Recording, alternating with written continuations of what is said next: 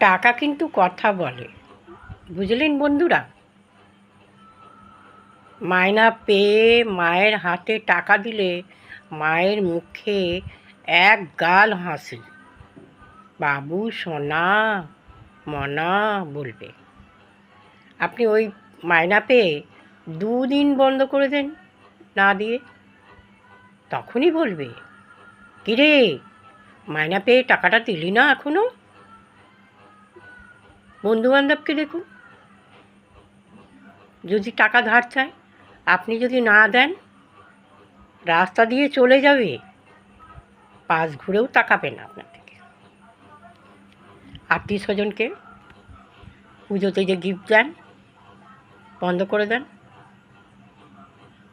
আপনাকে ফোন করাই বন্ধ করে দেবে, ভুলে যাবে,